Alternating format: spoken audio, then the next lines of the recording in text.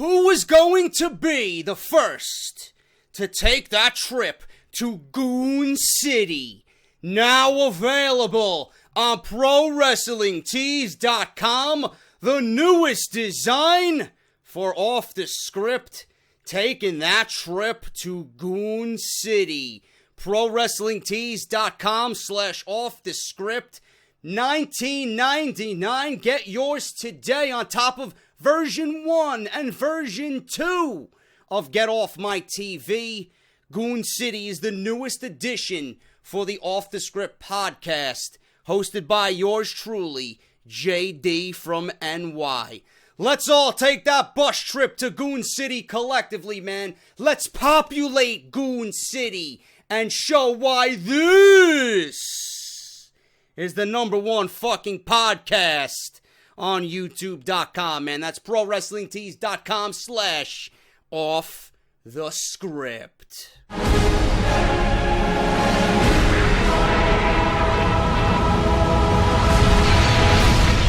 What is going on, guys? JD from New York here. Oh, Magic 8 Ball. Did WrestleMania 32 suck massive cock? As I see it, yes.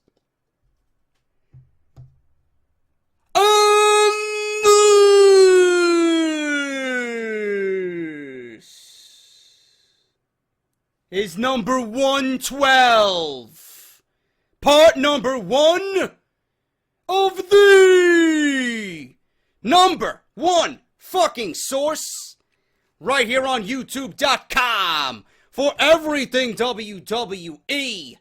This is Off the Script, the #1 fucking podcast in your subscription boxes, man. Thank you guys so much for joining me here on episode 112 to start your Friday off the right fucking way, as always.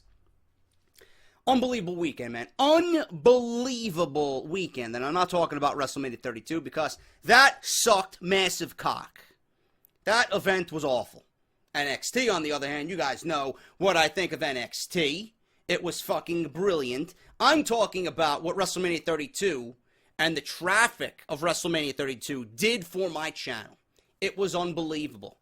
We are dangerously close to 50,000 subscribers, man. I am so fucking excited to see the growth of this channel.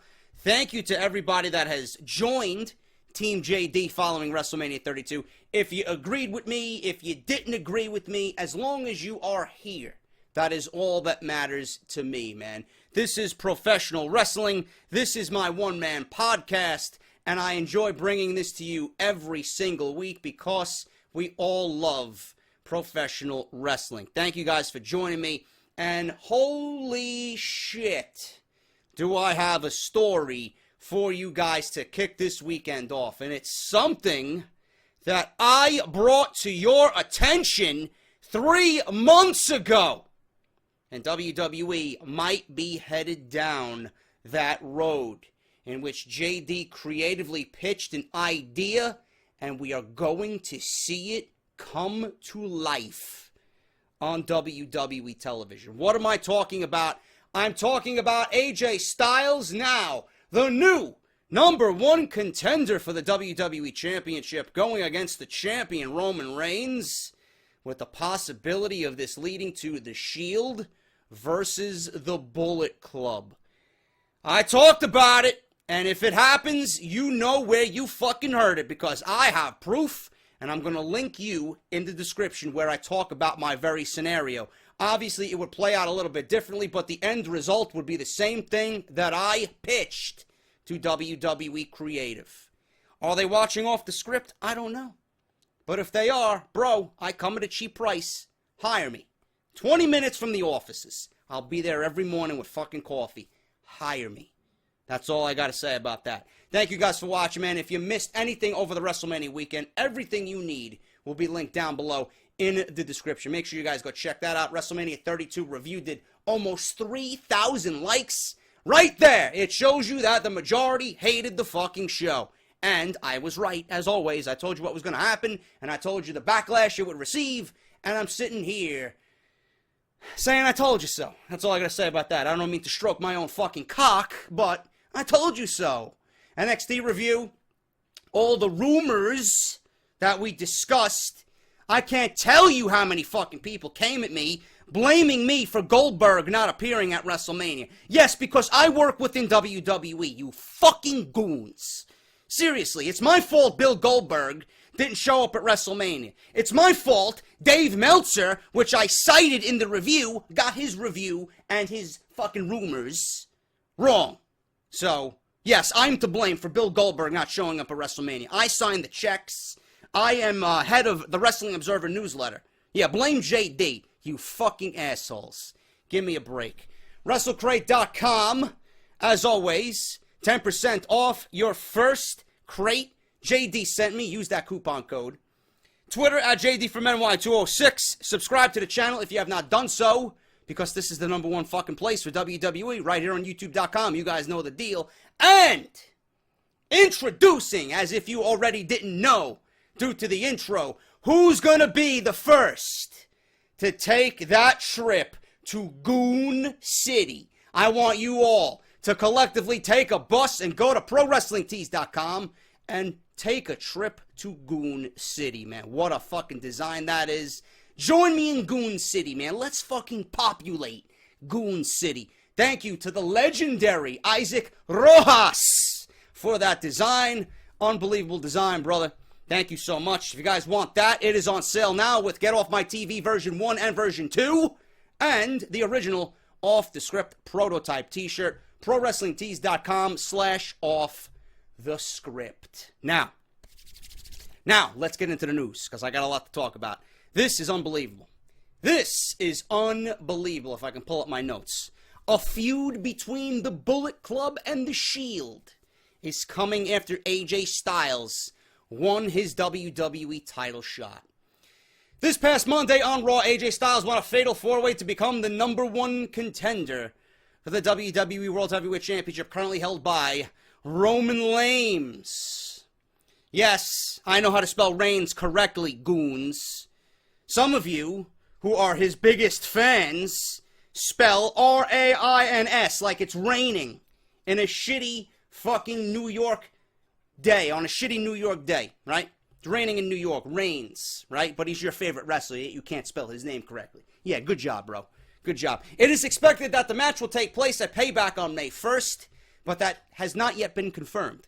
An interesting rumor is now going around, though, that this match could lead to a feud between some formation of the Bullet Club and a reunited heel version of the Shield. One version or another of the Bullet Club has been rumored to be coming to WWE for months now, and it's hard to tell how, when, or if this is happening. More hints are being dropped all the time, though, and it certainly seems like something big is about to happen. AJ Styles took on Kevin Owens, Chris Jericho, and a returning Cesaro in the main event of Monday Night Raw, and he won the right to face Reigns for the title, as recapped by WWE.com. It's a huge accomplishment for someone who just entered the company in late January, but much more could be coming from this scenario. Doc Gallows and Carl Anderson are apparently signed by WWE, even though there has been no official announcement.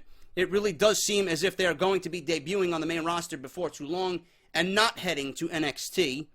Pro Wrestling Mag believes that there will be a debut of both Anderson and Gallows, and they will help Styles win the WWE title from Roman Reigns. This could in turn lead to a stipulation which Reigns turns full-on heel and needs to bring in a few others to help him take on the Bullet Club, or whatever they are going to be called. One of those that could help him could be Dean Ambrose, who is in sort of limbo after his loss to Brock Lesnar at WrestleMania 32. Ambrose could go off the rails and just be sick of coming in second place, so why not deliver some justice? That all still leaves Reigns and Ambrose but one person short of handling the Bullet Club, so in steps of returning from injury, you would introduce Seth Rollins and a reunited heel version of the Shield is born. I don't like that idea at all, which I will explain in a little bit. Not only would this make the fans happy and have them hate Roman Reigns less, but it would bring about an incredible feud. The Shield versus the Bullet Club is something that wrestling dreams are made of, and WWE has the opportunity to make it happen. Pro Wrestling Mag believes it is only a matter of time until this feud becomes a reality, and that could be true. Time is needed to get Rollins back from injury, and time is needed to introduce Gallows and Anderson to the main roster. It appears as if WWE is prepared to bring both Gallows and Anderson to the WWE main roster and television, and it will be happening very soon. Both of the former Bullet Club members were in Dallas throughout the weekend behind the scenes at WrestleMania and Monday Night Raw, but they were not used. The main rumor going around is that Finn Balor would be jumping to the WWE main roster and debut with Gallows and Anderson as the Balor Club or the Bulletproof Balor Club, whatever.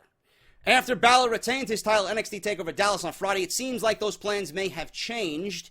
Now Samoa Joe is rumored to be called up to the main roster, reported by the Inquisitor, since he was the one that lost the NXT Championship match. It also seems like Balor may stay in NXT a bit longer since a mass exodus happened on Monday Night Raw with the arrival of Enzo, Cass, Apollo Crews, and Baron Corbin, as well as the Vaudevillains, who debuted on SmackDown. Maybe the Balor Club angle isn't exactly dead for certain, but it seems like WWE has changed plans. If Gallows and Anderson join AJ Styles, then Balor could come up to the main roster later and make the stable even stronger. Whether or not there is a Bullet Club, Bulletproof Balor Club, whatever the fuck they're going to be called, versus the Shield program or not, there are major hints being dropped that it is. AJ Styles is going to get his title shot for the WWE title, and Reigns' first feud as champ is a huge one. If Gallows, Anderson, Seth Rollins, Dean Ambrose get involved, then this could take this entire storyline and WWE television to an entirely different level. Unbelievable that this is being reported. Unbelievable. Now, everything I'm reporting here, I have to say it because people are fucking retarded. Some of you who watch this show, not all of you, because you don't understand that what I do here is I give rumors and we discuss whether they come true or not, whatever. I don't give a shit. It's great to fucking speculate. Now, what is my idea for this? I'm going to link you the videos down below if you don't believe me that I pitched something like this to you people months ago. So WWE, in fact, I know for a fact, is stealing my idea. Easy. This is easy as cake, and it's simple to book. Okay? Now, Reigns, we know he was booed out of WrestleMania weekend. Horrifically. Okay? The only thing I don't like here, actually there's two things I don't like here. Number one, I don't like the Shield being heel. Okay? It's not going to work with Seth Rollins coming back. Seth Rollins, guaranteed, is going to receive a babyface reaction because of how he was out with injury. It wasn't his fault, and the fact that he had to give up the WWE Championship. Okay? Now, Roman Reigns being this fucking hated individual, and he's the WWE Champion, I understand WWE wants him to be a face. But if they want him to really be a face, I think it would be better if WWE goes that route with the Shield and keeps them babyface. That would make Reigns babyface by association. Reigns on his own is a failure. We know this, okay? He is a complete and utter disaster on his own. He will not get any type of face reaction on his own. But if you put a Dean Ambrose next to him, if you put a returning Seth Rollins next to him, then he is a babyface by association. I don't see Ambrose and Rollins being booed. Reigns might get booed, but he will be mixed in with that, and he will be faced by association. Now, my original idea called, for AJ Styles to be introduced, not at the Royal Rumble. I was very, very vocal about not introducing him to the WWE Universe in the Royal Rumble because I don't think it would be a good impression. He lasted 20 minutes plus. He had a decent showing at the Rumble, but it was not something that was memorable, okay? You wait for him to debut on Monday Night Raw after WrestleMania with Gallows and Anderson, and they attack Roman Reigns, who is the WWE Champion now anyway, and he would have been, in my storyline, beating Triple H at WrestleMania for the title. So they come after Roman Reigns because AJ Styles, heralded as the phenomenal one, heralded as the best wrestler in the world, And what is he doing in WWE? He's only there for one reason, and that's to overtake the company with the Bullet Club, who he took from New Japan and migrated over to the WWE. He can't do it on his own, which makes him heel by association, and he's here for the WWE Championship. There's no better way to introduce somebody who the crowd knows a little bit of, you know, being WWE Champion. He wants to be champion. That's why he's there. So obviously they attack Roman Reigns, they fucking destroy Monday Night Raw to close, and you leave the show hanging in balance with this fucking this Bullet Club overtaking Monday Night Raw like the NWO did. But you're attacking Roman Reigns. The crowd doesn't know what to think. Obviously, if you're in Dallas, they would have cheered the Bullet Club, and they would love to see Roman Reigns get beat down. But if you slowly introduce Ambrose and Rollins, that would make Reigns, like I said, face by association. Now, the only other thing I don't like, being on top that they're talking about Shield being heels, which I think they should be faces, Roman Reigns just won the title. Are you going to have him drop the title again to AJ Styles and have him be yet another transitional champion? I mean, Reigns can't catch a break with the title. I mean, it's not totally his fault. It's some of his fault, but mostly to blame on Vince and Kevin Dunn and WWE Creative as to why he failed, as to why he continues to fail. Now, rumors going around that people in the back, his peers, are disgruntled and they are frustrated with the fact that Reigns cannot get over. And they put so much work, the workers who he works with put so much work into getting this man over. Now people are upset that he's not where WWE wants him to be. So I don't like that Reigns would essentially lose the title, because you need him to lose the title here. Obviously, it would make things a lot better. This is why Roman Reigns would need to hire the Shield to go against the Bullet Club. He needs backup. He can't do it on his own. And he needs backup to get his title back. He's not going in this 3-on-1. He needs to recruit an Ambrose. He needs to recruit a Rollins. And you can build it up through there. You can have AJ Styles with Roman Reigns headline SummerSlam. Roman Reigns can win the title back then. The feud can continue on. We could see great matches with Styles and Rollins and Ambrose and Styles, and mixed fucking tag team matches up with fucking Reigns and Ambrose, or Reigns and Rollins versus the Bullet Club. Unbelievable. You got a whole fucking 6 months worth of storyline here. You got at least storyline leading up to Survivor Series, where at that point you can have fun with it. The final confrontation, the Bullet Club versus the Shield at SummerSlam. Not SummerSlam, at Survivor Series. And that would be the blow-off. They both hire one guy additionally, and that would be Finn Balor, and whoever you want to fucking hire for the Shield. I don't know. Have fun with it. 4-on-4, essentially, at the Survivor Series, which would be a blow-off for the feud. Roman would get his title back, and then at that point, Rollins would remain a babyface, and if you want to turn Roman heel, that would be the perfect opportunity, because Rollins would be a hot babyface, and just like Rollins sided with the Authority and screwed the Shield and sold out, however you want to go about it, however you want to call it, he took the chair and nailed Roman Reigns in the back. Roman can turn around and do that same thing to Rollins in a repeat. Karma is a bitch. Now you have Roman turn heel on Seth Rollins in the same way that Rollins did it to Roman. And then you can build from there, Roman versus Seth for the title. You could eventually lead this to a triangle triple threat at WrestleMania between all three members of the Shield, and that would be one and done for the Shield. It's over. No more. I like the idea. I think it's great, and WWE needs a massive storyline for 2016. And really, it would be on a different level than what we've seen on WWE television for the past 2 years. This would be unbelievable. The crowds would eat this up. The audiences would eat this up. This needs to happen. And where you heard it first, right here on Off the Script. Right here. Let me know what you guys think about that. I'm going to leave you a poll in the fucking video as well. Do you want to see the Bullet Club versus the Shield for the remainder of 2016? Or do you think it's too soon? Let me know. Leave me a comment and vote in the poll. Undertaker may have had his final match at WrestleMania. Last night at WrestleMania 30... Last Sunday. I'm reading the fucking reports because I pulled it right from the dirt sheets on Monday. Last night at WrestleMania 32, or last Sunday, I should say, at WrestleMania 32, The Undertaker defeated Shane McMahon inside and outside at Hell in a Cell.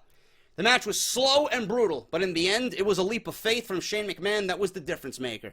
As per all the stipulations of the match, Shane McMahon will not be gaining control of Monday Night Raw after falling to defeat after failing to defeat the Dead Man and the Undertaker, and he will not be forced to retire after last Sunday's match. However, there are some claims that the Undertaker may still retire after winning last Sunday's match. According to DailyWrestlingNews.com, DWN, there's been a lot of speculation backstage that Undertaker will be retiring after WrestleMania 32, and that may have always been the plan since the event took place in Dallas, Texas. He had a lot of friends and family in attendance for the match, and that him taking off his gloves after the match had some kind of symbolic meaning. People are reading too much into this. He's not retiring. WWE will not let this man retire until they get that one John Cena match. Then he can retire.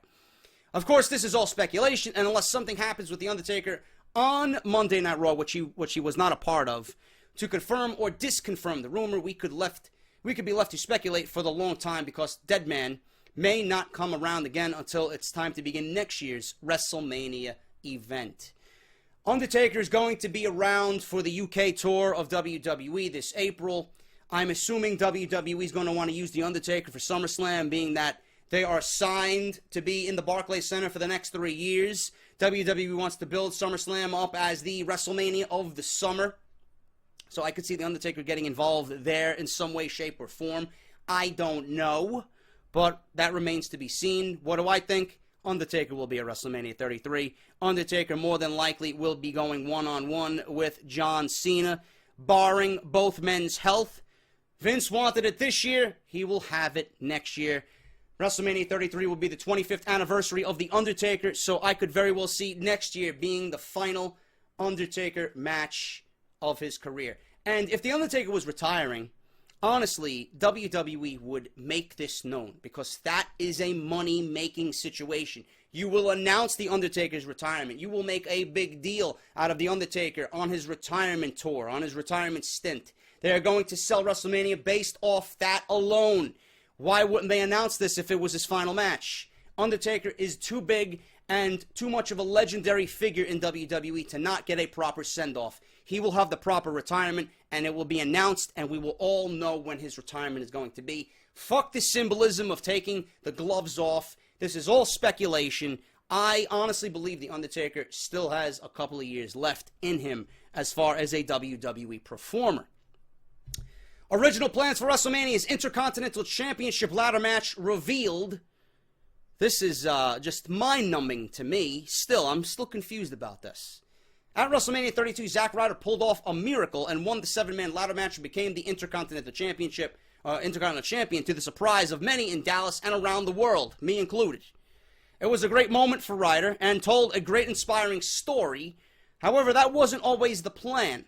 WWE was said to be on the fence about Ryder's win and had other plans for the match originally. Apparently, all the finishes for Sunday's show were not finalized until roughly 4 or 5 o'clock on Sunday evening, with only a few hours to prepare and rehearse early Sunday.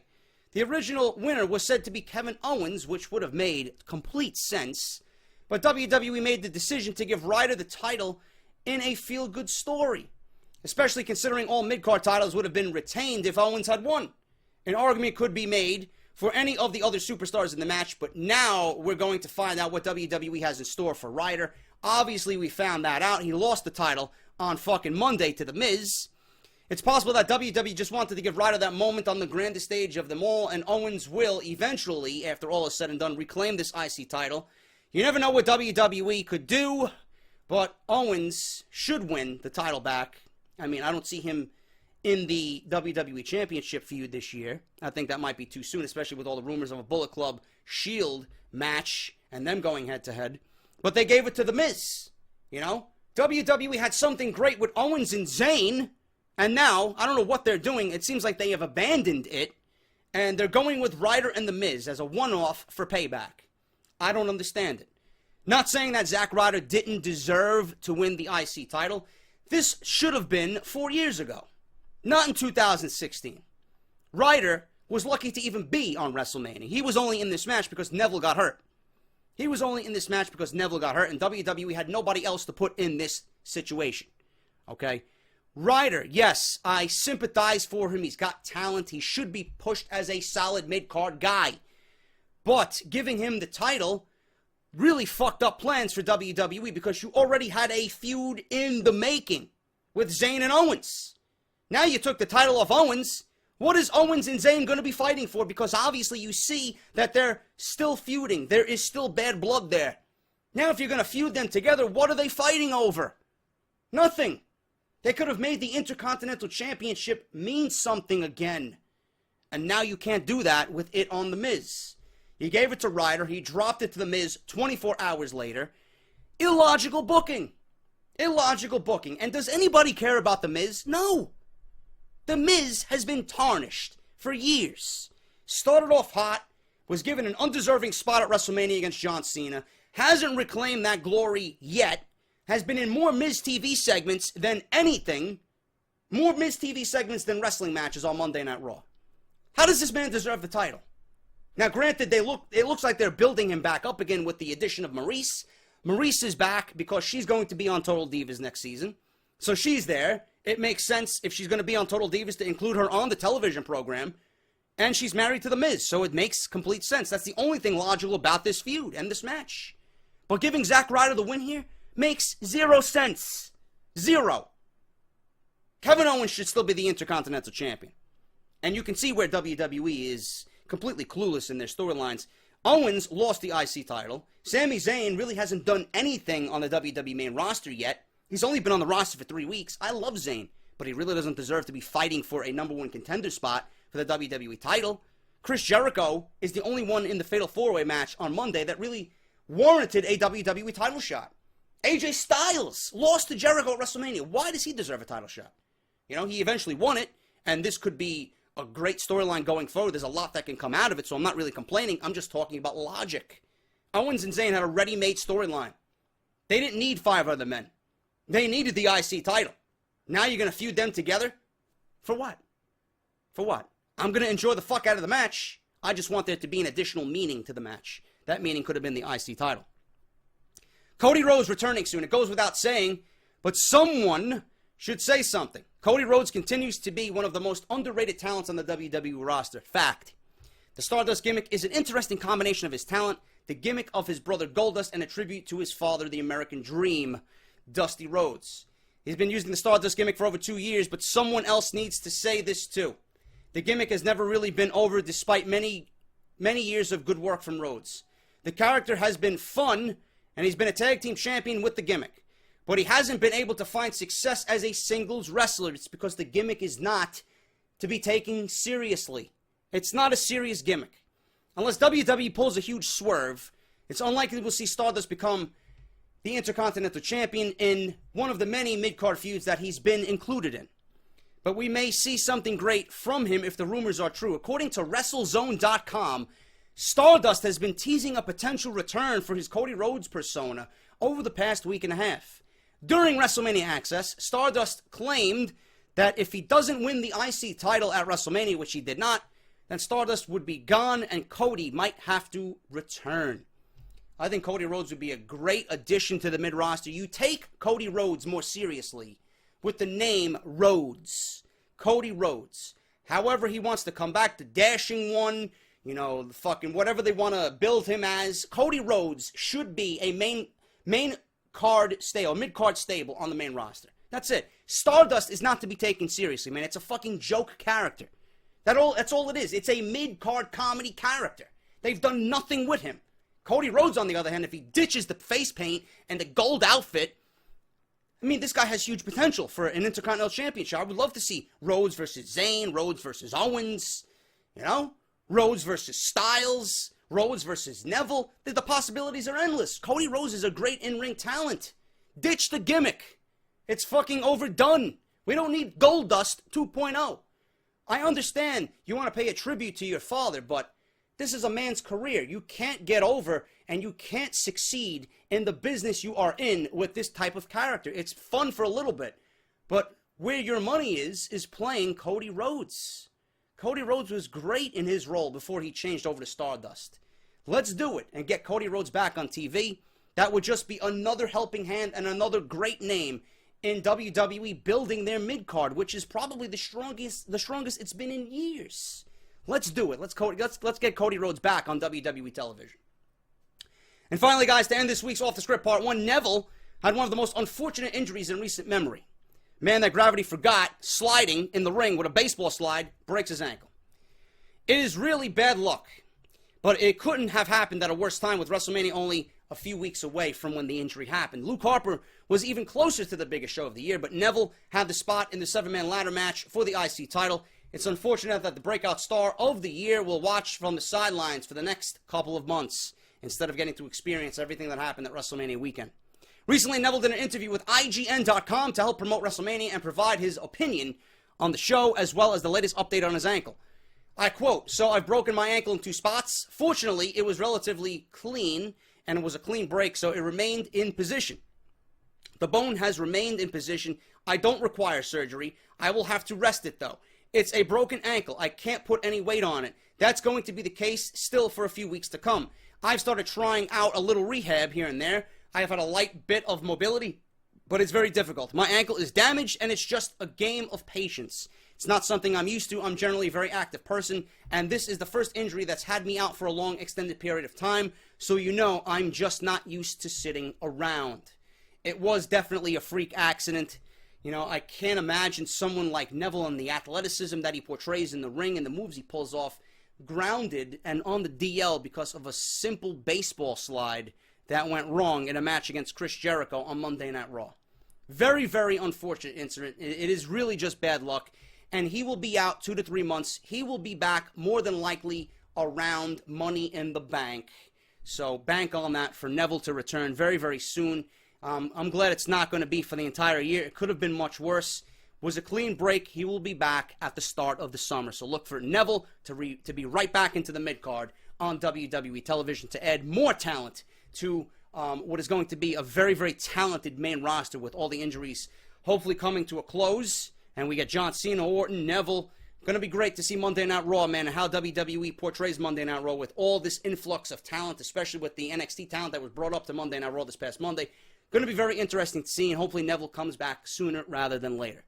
That is off the script, guys. Let me know what you think about this week's Part 1 for episode 112. I will be back on Part 2. What do I got for Part 2? Lesnar's feud, next feud, will be a big one, but when will he return? Dean Ambrose requests to make WrestleMania match with Brock Lesnar more brutal, turned down by WWE higher-ups. What was the original plan for Brock Lesnar and Dean Ambrose at WrestleMania? Is the authority done on Monday Night Raw? What is John Cena's status? When is he going to be back full-time? Bobby Roode has signed with WWE. When is he coming to NXT? And Alicia Fox has backstage heat after a certain incident at WWE TV tapings. All that plus so much more coming up this weekend on Off the Script. I'm JD. Hit that thumbs up. Leave me a comment down below. Vote in the poll. And I will be back on Part 2 for Saturday. Until then, take care. And I'll see you all on Saturday morning.